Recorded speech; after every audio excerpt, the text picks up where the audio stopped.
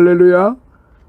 오늘은 로마서 1장 1-2로 시작을 합니다. 평안하셨죠? 계속적으로 간다고 그러면은 이제 3절로부터 4절에 있는 말씀으로 시작을 하도록 하겠습니다. 이제 6번째로 예수 그리스도는 어떤 분이신가? 예수 그리스도는 어떤 분이신가를 지금 말하고 있습니다. 예수 그리스도는 다윗의 혈통에서 나셨는데 3절이요. 이는 그의 인성을 나타내 주는 말입니다. 여기에 특별히 다윗의 이름이 언급되어 있는 이유는 다윗의 후손이라는 사실이 메시아로서 갖추어야 할 필요한 조건이기 때문에 그렇습니다. 그리고 그는 하나님의 아들로 인정이 되었습니다. 4절. 사실상 그는 영원 전부터 하나님의 아들이셨어요. 이에 대한 절대적인 증거는 죽은 자 가운데서의 부활입니다. 이처럼 예수 그리스도께서는 인성과 신성의 두 가지 성품을 가지신 우리의 주이십니다. 이 사실을 믿지 못한다면 우리는 복음과 무관한 존재가 되고 말아요. 왜냐하면 이러한 성품을 지니신 예수 그리스도가 바로 복음의 핵심이고 주제이기 때문에 그렇습니다. 자, 7번째로 5절에 봅니다. 예수 그리스도로 말미암아 누가 은혜와 사도의 직분을 받았는가? 예수 그리스도로 말미암아 누가 은혜와 사도의 직분을 받았을까요? 바울은 예수 그리스도로 말미암아 은혜와 사도의 직분을 가진 자를 우리라고 언급하고 있어요. 우리. 여러분 아주 주의 깊게 들어주시기 바랍니다. 그들이 아니고 우리입니다. 복수입니다. 우리. 그러면 오늘 저나 여러분이나 그리스도 안에서 예수 그리스도를 믿고 구원에 이르고 영생을 얻으셨다면 여러분들은 복음을 전할 의무가 있는 것입니다. 여러분들은 택정함을 받아서 이미 복음을 전할 의무가 있다는 사실이에요. 그렇다 그러면은 거기에 붙는 호칭이 뭐겠습니까? 자, 바울은 이렇게 우리라고 언급을 하고 있다는 점을 매우 중요하게 생각을 해야 됩니다. 만약 본문을 자세히 살피지 않는다면 우리를 본서의 저자 바울과 그의 독자들을 의미하는 것으로만 생각하기 쉽습니다. 그러나 이러한 이해는 잘못이에요. 왜냐하면 로마서의 수신자들에게는 사도의 권한이 없었기 때문입니다. 그렇다면 여기서 우리는 누구를 의미할까요? 여기에는 두 가지의 견해가 있습니다. 하나는 우리라는 말의 일종의 문학적 표현으로 바울 사도를 가리킨다고 보는 것인데, 이는 당시 헬라인 저술가들이 나, 에고 대신에 복수어 헤몬을 자주 사용한 데 근거하고 있어요. 또 하나는 바울뿐만 아니라 로마 성도들이 알고 있던 다른 사도들 모두를 포함한 것이라는 견해입니다. 이 두 견해 중 어느 것이 더 타당성이 있는지 쉽게 결정을 내릴 수 없어요. 본절 후반부에 언급되어 있는 모든 이방인 중에서라는 귀절에 대한 해석이 다르기 때문에 더욱 그러합니다. 여기에서 모든 이방인이라는 말은 문자 그대로 이방인들에 국한시켜 해석할 수가 있는데요. 그렇게 되면 사역의 범위와 장이 명백히 이방인이므로 의심할 여지 없이 우리는 사도 바울을 가리킨다는 전자의 견해를 받아들여야 합니다. 그러나 그것은 모든 민족, all the nation, 혹은 모든 백성, all people로 번역되기도 하는데, 그것은 후자의 견해를 보다 확고히 해줍니다. 왜냐하면 이스라엘 역시 여러 민족들 가운데 하나로 포함되기 때문이기 때문에 그렇습니다. 따라서 우리는 어느 견해를 받아들여도 무방합니다. 그러나 한 가지 분명한 점이 있다면 그것은 우리라는 단어가 사도들에게 국한된 말이라는 점입니다. 그리스도인들이 누리는 특권은 무엇일까요? 바울은 8번째로 이제 말씀드립니다. 그리스도인들이 누리는 특권에 대해서. 바울은 7절에 로마 교회 그리스도인들에게 보내는 편지의 인사말에서 그리스도인들만이 누리는 특권이 무엇인지를 분명하게 언급하고 있는데, 그것은 모든 그리스도인들이 하나님의 사랑하심을 잊고 있다는 사실이에요. 영원전부터 하나님은 그들을 사랑하셨고 또한 그 사랑을 결코 멈추시지 않으신다는 사실입니다. 우리가 아직 죄인 되었을 때 그리스도께서 우리를 위하여 죽으심으로 하나님께서 우리에 대한 자기의 사랑을 확증하셨느니라. 여기서 사도 바울이 간파하고 있듯이 하나님의 자기 자녀에 대한 관심은 끊어질 수 없는 사슬과 같은 것임을 우리는 알 수 있습니다. 그것은 영원 전부터 영원까지 이르는 불변의 것이에요. 이러한 놀라운 사실은 괴로운 인생길을 가는 우리 그리스도인들에게 크나큰 위로와 용기를 줍니다. 그렇기 때문에 우리는 어떤 곳에 있든지 무엇을 하든지 하나님의 풍성하신 사랑이 늘 함께 하신다는 사실로 인하여 담대하여질 수 있게 되는 것입니다. 자, 9번째 7절 계속합니다. 성도라는 말이 주는 의미는 무엇일까요? 성도. 바울은 그리스도인들을 성도라고 부르기를 즐겨하였는데 그것은 크게 두 가지 의미를 내포하고 있어요. 첫 번째 의미는 구별함을 받은 사람들입니다. 이것이 사도 바울이 의도한 가장 근본적인 의미예요. 이 의미에 대한 좋은 신뢰는 사도행전 19장에서 발견됩니다. 거기에서 바울은 제자들을 따로 분리시켜 두란노 서원에서 그들에게 날마다 강론한 것을 볼 수 있어요. 그런 다음에 그들을 믿음으로 세워주고 가르칠 수 있게 했는데 그것이 성도라는 말의 참된 의미입니다. 여기서 한 가지 주의해야 할 것이 있다면 구별이란 외적인 것과 내적인 것을 동시에 포함하고 있다는 점이에요. 즉, 이 구별은 죄악된 삶에서의 구별과 더불어 영적인 불결에서의 구별을 의미합니다. 또한 두 번째 의미는요, 정결함을 입은 사람이라는 사실입니다. 이는 그리스도의 피로 말미암아 죄사함을 얻었을 뿐 아니라 앞으로 있을 모든 죄의 오염으로부터 정결함을 입었다는 뜻입니다. 다르게 표현하면 그리스도의 피로 말미암아 의롭다 하심, 곧 칭의를 얻었다는 말입니다. 그런데 많은 그리스도인들은 자신을 성도라고 부르기를 주저하고 있다는 것이 참으로 아이러니합니다. 왜 그럴까요? 대신 역사상 있었던 훌륭한 성자들을 성도라고 부르기를 좋아합니다. 이것은 성도의 개념을 잘못 이해했기 때문이며 모든 그리스도인들이 세상에서 분리되어 있다는 것을 인식하지 못한 때문이라고 할 수 있습니다. 여기에서 말하는 성도는 바로 성자, 그 과거의 그 어거스틴이나 기타 그 많은 교부들을 성자로 부르는데 이거는 그들만이 성자가 아니고 오늘 우리들도 성자라는 사실이에요.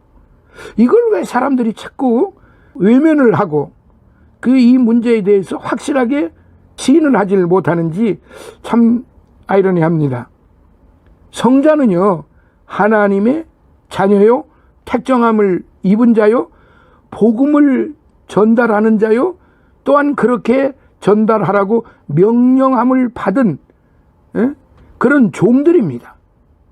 그러니까 하나님의 종들이면서 하나님께로부터 택정함을 받은 성도입니다. 목사가 더 중요한 거 아니에요. 장로가 더 중요한 거 아니에요. 권사가 더 중요한 게 아니에요. 그게 더 높은 거 아니에요. 성도. 믿는 자는 구원을 받은 자는, 영생을 얻은 자는, 택정함을 입고 복음을 증거하라고 하는 명령을 받은 자, 하나님의 종들은 모두가 다 성자요 성도인 것입니다. 성도라고 하는 이 말의 어원이 결코 낮은 것이고, 그야말로 어떤 일반 사람들이 말할 때 가장 교회에서 직분이 없는 일반 평신도들을 말하는데, 저는 평신도라고 하는 말 자체도 문제가 있다고 보는 사람 중에 한 사람입니다. 평신도라고 하는 말을 사실 제 개인적인 생각에서는 써서는 안 됩니다. 주 예수 그리스도를 영접한 자는 평신도가 아니고 택정함을 입고 구원받은 영생을 얻은 성자이고 성도입니다. 아직은 지금 미숙하지만은 그 역시 성도이고 성자라는 사실이에요. 하나님의 자녀라는 게, 성자라는 게 어떤 고귀한 사람만 성자가 아니에요. 하나님의 자녀된 자는 모두가 다 성자라는 사실입니다. 이거를 사람들이 구분을 해놓고, 이 조직적인 환경 속에서 이걸 구분을 해놓고 계급주의적인 상황으로 만들어 놓았기 때문에 오늘날 교회 내에 높고 낮음이 분연한 것입니다. 결코 이래서는 아니 되는 것입니다. 목사는 복음을 전하고 가르치는 자요, 장로는 교회를 잘 관리하고 잘 다스리는 자요, 권사나 집사들 이들이 또 역시 교회를 위하여 충성을 다하는 종들입니다. 똑같아요. 그런데 왜 이거를 높고 낮음으로 그렇게 만들어 놨는지, 이런 것들은 빨리빨리 고쳐나가는 것이 좋을 것입니다. 그런데 우리 한국 문화, 우리 과거 조선의 문화, 고대 왕조 시대의 문화, 양반 상놈, 그런 문화가 그대로 지금 이어 내려오고 있기 때문에 교회 내에서도 높은 벼슬을 한 사람은 양반이고 아무것도 가지지 못하고 집사도 못 받고 그냥 평신도로 있다고 하는 사람들은 이렇게 상놈으로 보는, 그런, 지금 뭐 그렇다는 것보다는 그런 의식이 우리 민족 속에 깔려 있다는 이야기예요. 이걸 교회 내에서 거두어 이렇게 벗어나지를 못하면은 이건 참 부끄러운 일이에요. 누구든지 예수 그리스도를 믿는 자는 성자입니다. 예수 그리스도를 믿는 자는 존귀함을 받는 자고 거룩한 자고 보배로운 자입니다. 이건 성경에서 그렇게 기록된 거예요. 내가 너를 보배롭게 하리라. 이사야서 43장에 보세요. 41장서부터 쭉 보세요. 내가 너를 거룩하고 보배롭게 하고 존귀하게 하리라. 그래서 성도는 존귀함을 받는다 그랬어요. 성도는 존귀함을 받는다고 그러는데 왜 사람들이 그를 무시합니까? 왜 목사만, 장로만, 권사만, 집사만 더 위하고 일반 신도들은 무지랭이로 알아버리는 이런 문화가 우리 한국 교회에서 빨리 벗어나야 된다는 사실을 제가 말씀드리고 싶은 것입니다. 그래서 성도라고 하는 것은 두 번째 의미는 정결함을 입은 사람이에요. 이는 그리스도의 피로 말미암아 죄사함을 얻었을 뿐 아니라 앞으로 있을 모든 죄의 오염으로부터 정결함을 입었다는 뜻입니다. 다르게 표현하면 그리스도의 피로 말미암아 의롭다 하심, 곧 칭의를 얻었다는 말이에요. 그런데 많은 그리스도인들이 조금 전에 말씀드린 것처럼 자신을 성도라고 부르기를 주저하고 있다고 하는 것이 얼마나 안타까운 일입니까? 여기서 우리는 그리스도인의 의무를 발견하게 됩니다. 곧 성도는 그 이름에 합당한 삶을 살기 위하여 노력해야 한다는 사실입니다. 그 특권이 마지막 심판날에 우리의 부끄러움으로 변하고 말 것이기 때문에 그렇습니다. 자, 10번째. 역시 7절입니다. 로마 교인들을 향하여 바울은 어떤 축복을 기원하였나요? 바울은요, 로마 교회의 성도들에게 하나님 우리 아버지와 주 예수 그리스도로조차 은혜와 평강이 있기를 기원하였습니다. 자, 이 안에, 이 말씀 속에, 이 지금 축복 속에 하나님 우리 아버지라고 그랬어요. 우리 아버지. 사랑하시는 성도 여러분, 하나님 우리 아버지, 어떤 의미가 있을까요? 한번 깊이 생각을 해보세요. 여기서 우리라고 했을 때 그들만, 사도들만, 많이 배운 사람들만, 권세 있는 자들만, 목사들만, 장로들만, 권사들만, 집사들만, 그들만이 우리인가요? 모두입니다. 모두. 그래서 여기서 하나님 우리 아버지라고 할 때 여기서 우리는 너와 나 하나인 것입니다. 너와 나는 하나인 것입니다. 우리는 그리스도 안에서 한 지체가 되어 있는 하나입니다. 하나님도 하나요, 예수님도 하나요, 성령님도 하나요, 믿음도 하나요, 성도도 믿음 안에서 우리가 모두가 하나로 이어져 있다는 사실을 우리가 결코 잊어서는 안 됩니다. 바울은 로마 교회 성도들에게 하나님 우리 아버지와 주 예수 그리스도로조차 은혜와 평강이 있기를 기원하였습니다. 은혜는 본질적으로 아무 공로 없이 호의의 베품을 받는 것을 의미합니다.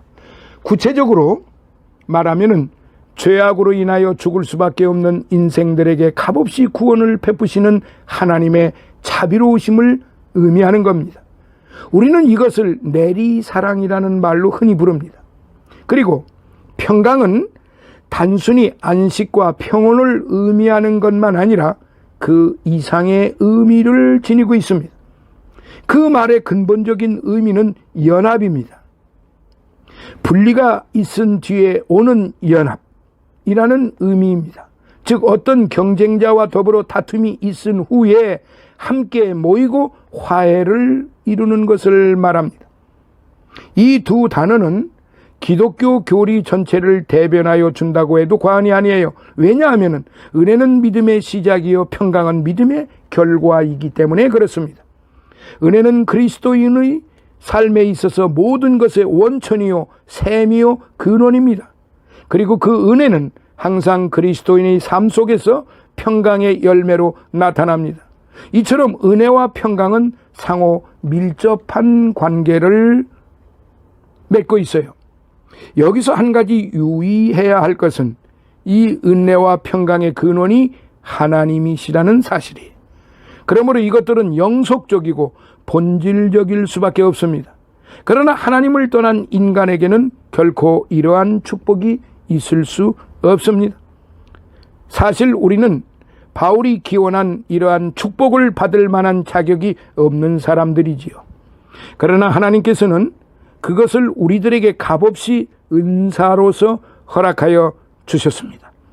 이 은혜를 생각할 때 우리는 환난과 핍박 가운데에서도 인생의 숱한 고난의 가시밭길에서도 기쁜 마음으로 감사의 찬양을 하나님께 돌릴 수가 있는 것입니다.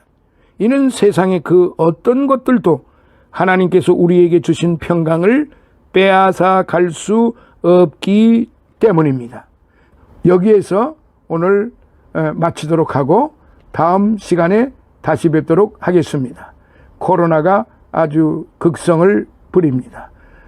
조심조심 하시고 건강하시고 승리하시고 하나님의 극진하신 사랑과 은혜와 축복이 여러분들의 가정 위에 온 가족들이 함께 하시고 성령님께서 늘 동행하시기를 예수님 이름으로 축원합니다.